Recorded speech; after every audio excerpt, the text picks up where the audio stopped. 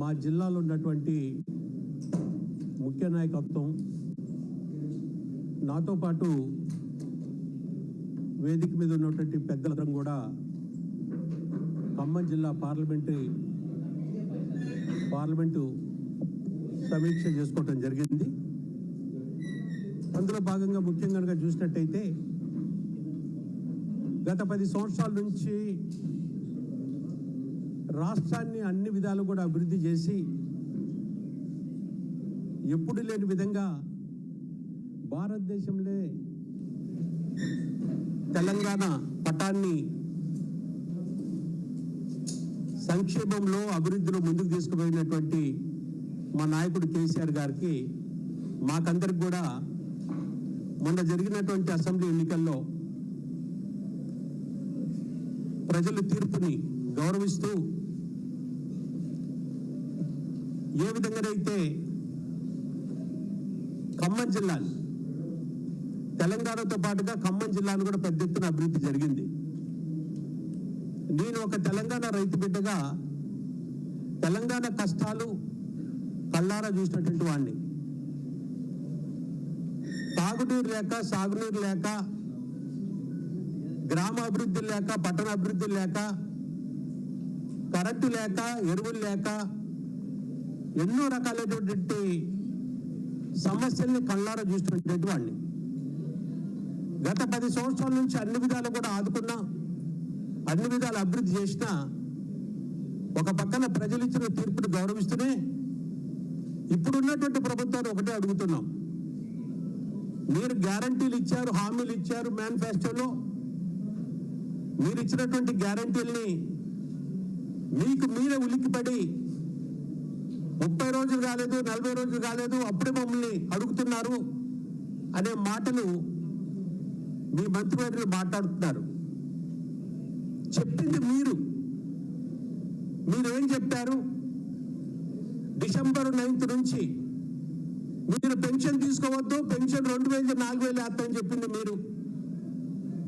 రైతు బంధు 10,000 కాదు 15,000 వేస్తాం, మీరు ఆగండి అని చెప్పింది మీరు. ప్రతి ఇంటికి కరెంట్ ఇస్తాం, ఇబ్బంది లేదని చెప్పింది మీరు చెప్పింది అదే గుర్తు చేస్తున్నాం. మీరు చెప్పిన దాన్ని మీరు గుర్తు చేస్తే మీరు ఉలిక్కి పడుతున్నారు. ఇవన్నీ కూడా రాష్ట్ర ప్రజలు ఆలోచించుకోవాల్సిన అవసరం ఉన్నది. ఎందుకు ఈ మాట అంటున్నామంటే అతి త్వరలో పార్లమెంట్ ఎన్నికలు జరగబోతున్నాయి. పార్లమెంట్ ఎన్నికల నోటిఫికేషన్ రాబోతుంది. వీళ్ళు పార్లమెంట్ ఎన్నికల నోటిఫికేషన్ వచ్చిన దాకా అప్లికేషన్ లేని మాట చెప్పి పార్లమెంట్ ఎన్నికలు రాగానే ఇప్పుడు నోటిఫికేషన్ వచ్చిందని కూడా అని దాన్ని అడ్డు పెట్టుకొని మీరు పోవాలని అనుకుంటున్నారు. నేను రాష్ట్ర ప్రజలు ఒకటే కోరుకుంటున్నా, వారే చెప్పిన ప్రతి మాటను కూడా పార్లమెంట్ ఎన్నికల ముందే ప్రజలు ప్రశ్నించాల్సిన అవసరం ఉందని చెప్పి తెలంగాణ ప్రజానీకాన్ని కోరుకుంటున్నా. అంతేకాకుండా మరి తెలంగాణ వచ్చిన తర్వాత పార్లమెంట్ సాక్షి కనుక చూసినట్టయితే ఈ 2 కేంద్రంలో ఎక్కువ సార్లు అటు కాంగ్రెస్ ఇటు బీజేపీ మీరే పాలించారు. మీరు పాలించినప్పుడు తెలంగాణ రాష్ట్రానికి మీరు చేసిందంటే ఏం లేదు. అంతెందుకు తెలంగాణ సాధించుకున్న తర్వాత కనీసం తెలంగాణ గొంతుని పార్లమెంట్లో కేవలం బీఆర్ఎస్ పార్టీ తరఫున మీరే అటు రాజ్యసభలో లోక్సభలో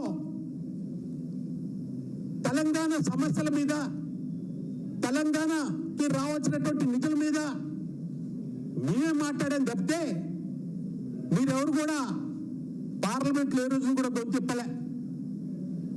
అంతేకాదు ఇవాళ పార్లమెంట్ సాక్షిగా పార్లమెంట్లో మేము ఎన్నైతే క్వశ్చన్స్ చేశామో ఇవాళ మీ దానికి రికార్డు ఉంది. మీరు రికార్డు చూడండి. ప్రతి సమస్యని పార్లమెంట్లో లేవనెత్తినటువంటి ఘనత బీఆర్ఎస్ పార్టీ పార్లమెంట్ మెంబర్లది. అటు రాజ్యసభలు కానీ ఇటు లోక్సభలు కానీ మీరు మెంబర్లుగా ఉండి కూడా మరి ఏ రోజున కూడా పార్లమెంటు మెంబర్లుగా ఉండి ఒకళ్ళు కేంద్రంలో అధికారంలో ఉండరు, ఇంకొకళ్ళు కేంద్రంలో ప్రతిపక్షంగా ఉన్నారు, అపోజిషన్ లీడర్లు ఉన్నారు. కానీ తెలంగాణ ప్రజల్ని తెలంగాణ సమస్యలను ఏ రోజు కూడా పార్లమెంట్లో పట్టించుకోలేదు. అందుకనే నేను కోరుకునేది తెలంగాణ ప్రజల్ని, రాబోయే పార్లమెంట్ ఎన్నికల్లో తెలంగాణ గొంతు పార్లమెంట్లో వినిపించాలంటే, తెలంగాణ సమస్యల మీద పోరాడాలంటే, తెలంగాణ ప్రజల తరపున పార్లమెంట్ ని స్తంభింపజేయాలా, సమస్యలని కాపాడాలా, సమస్యల్ని మొత్తం కూడా దేశ దృష్టికి తీసుకురావాలంటే రాబోయే టైంలో తప్పకుండా కూడా మా యొక్క బీఆర్ఎస్ పార్టీ తరఫున మా నాయకుడు కేసీఆర్ గారు ఎవరిని పెట్టినా కూడా పార్లమెంట్ సాక్షిగా పార్లమెంట్ మెంబర్లందరూ కూడా మీరు గెలిపించుకోవాలంటే రేపు తెలంగాణలో తెలంగాణ గొంతునిపించే అవకాశం ఉంటుందని తెలంగాణ ప్రజానికాన్ని అందరినీ కోరుకుంటూ, అదేవిధంగా ఖమ్మం జిల్లా ప్రజలు కూడా పోయినసారి మేము తెలంగాణ వచ్చిన తర్వాత ఎప్పుడు ఒక్కొక్కరినే గెలిపించిండ్రు. అయినా కూడా పార్లమెంట్ మెంబర్కి వచ్చినప్పుడు బ్రహ్మాండంగా మంచి మెజార్టీతోని మీరు గెలిపించారు. ఒక పార్లమెంటే కాకుండా లోకల్ బాడీ ఎన్నికల్లో, అన్ని ఎన్నికల్లో కూడా పెద్ద ఎత్తున ఖమ్మం జిల్లా తరఫున ఖమ్మం ప్రజలందరూ కూడా మమ్మల్ని ఆశీర్వదించారు. అదేవిధంగా రాబోయే టైంలో కూడా తప్పకుండా కూడా మీరు ఆశీర్వదించాలని మనస్ఫూర్తిగా కోరుకుంటున్నాను.